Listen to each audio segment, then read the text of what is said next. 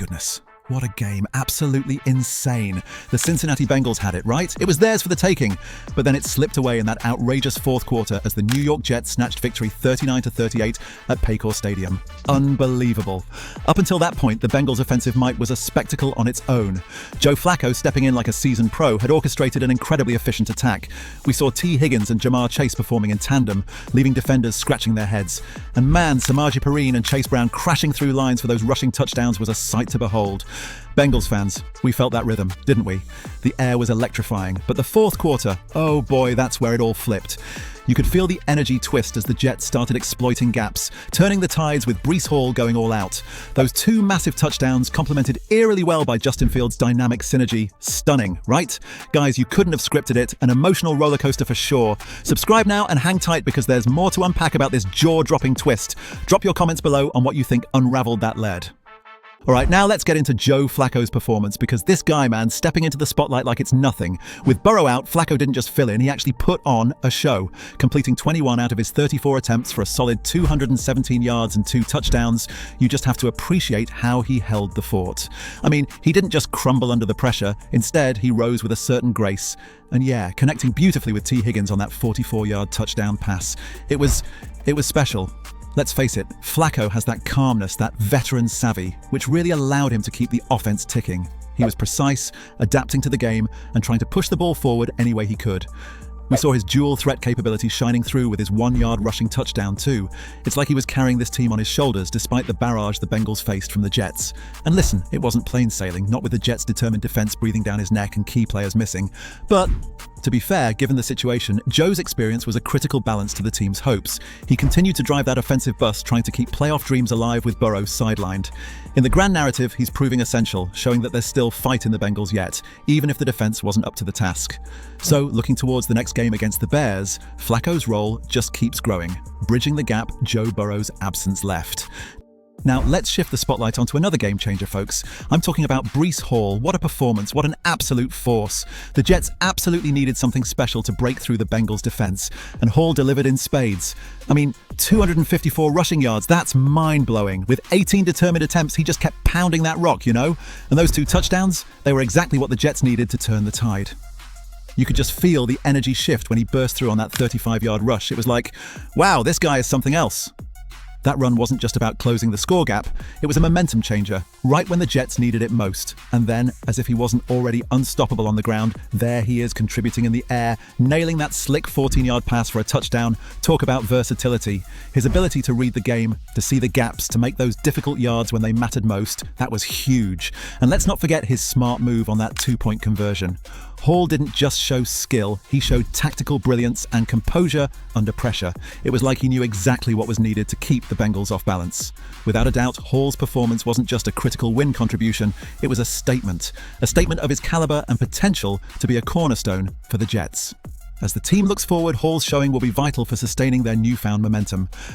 The Bengals, meanwhile, are left reeling from this defeat, and it's the defensive woes that truly need dissecting. You know, it was like they had it all, just right there, but couldn't hold on.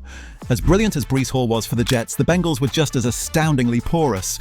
I mean, allowing 254 rushing yards is just, well, not acceptable, right? In the final quarter alone, they conceded 23 points.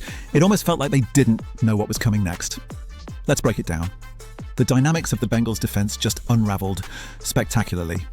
From the missed tackles to lack of communication, gosh, the number of simple mistakes was piling up, and it hurts to say this, but that's exactly what allowed the Jets to walk away with the win.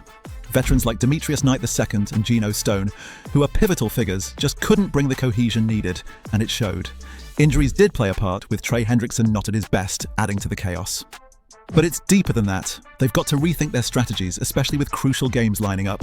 If they want to stay alive in the playoff race, they must address these defensive frailties ASAP.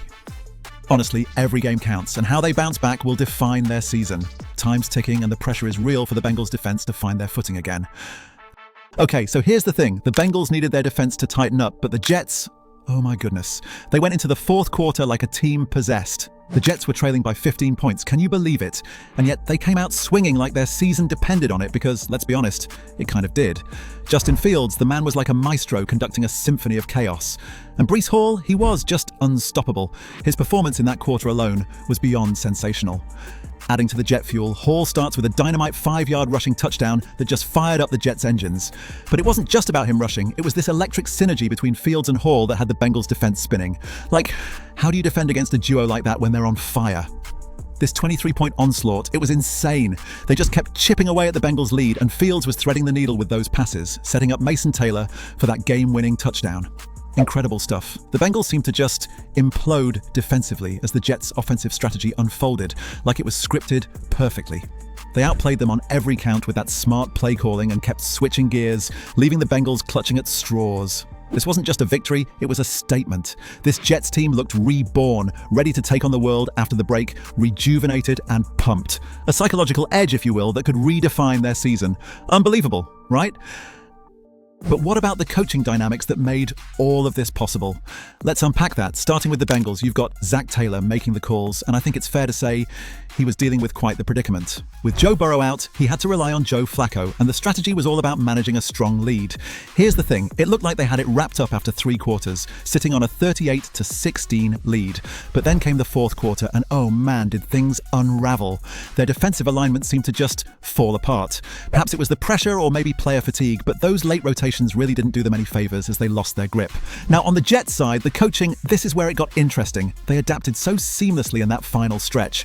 They knew how to exploit those Bengals slip-ups, and their decision to go for a dual threat approach with Breece Hall and Justin Fields came up massive. Seriously, hats off to the Jets staff. They pivoted their strategy, using calculated rushing and passing duos to keep the Bengals guessing. It was like watching a chess match unfold, where the Jets called the right moves at just the right time. So all in all, what we saw here was a tale of 2 coaching approaches, one hanging on and the other seizing every opportunity, which ultimately swung the game's fate completely in the Jets' favor. And speaking of seizing opportunities, let's dive into the psychological resilience of the New York Jets. This is where the magic happened, the stuff dreams are made of. Coming into this game, let's be honest, they were the underdogs. The odds were stacked against them with a losing streak that could have easily crippled their confidence.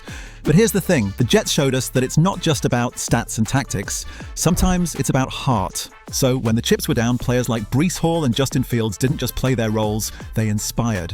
Hall with his back-to-back rushing touchdowns was a revelation, a masterclass in clutch performance that did wonders for the team's morale. Imagine the huddle on the sideline, the anticipation, the determination in their eyes. They weren't beaten, not by a long shot, and they knew it. This game was bigger than just a victory. It was about pulling together, about believing when no one else did, and that resilience, my goodness, was contagious. You could see it on the field, in their strategy, the way they managed time and executed plays under pressure. Moving forward, this not only strengthens their foundation, but also establishes a new narrative for the season. The Jets are no longer just contenders, they're fighters, ready to take on any challenge that comes their way. This win, a testament to their grit, sets the stage for future success by redefining who they are at their core, a resilient, mentally steadfast unit. So coming off that emotional high, let's dive into what this means for both teams moving forward, starting with our friends over in Cincinnati. The Bengals, man. What a roller coaster. Seriously, this game was a gut punch. I mean, letting the Jets come back like that is bound to raise some questions about their defense. They allowed 39 points, which is just unacceptable for a team with playoff aspirations. We're looking at coverage breakdowns, gaps all over the rush defense, and a missed opportunity to capitalize on their early game dominance. Let's be honest, it's crucial they tighten up that back line. Otherwise, it's going to be a tough hill to climb, especially with Burrow out. Now, switching gears to the Jets. Their comeback was more than just a victory, it was a statement. Breaking that losing streak, they've shown they can recalibrate and push back when backed into a corner. Justin Fields and Breece Hall's stellar performances highlight a tactical flexibility that could just be the spark they need going into their next stretch of games. Imagine the boost this provides, not just in the standings, but in the locker room vibe.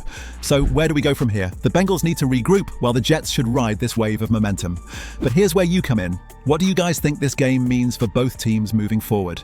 Hit the comments below with your thoughts and predictions. Is Cincinnati doomed, or do they bounce back? And can the Jets ride this wave to more victories? Let us know.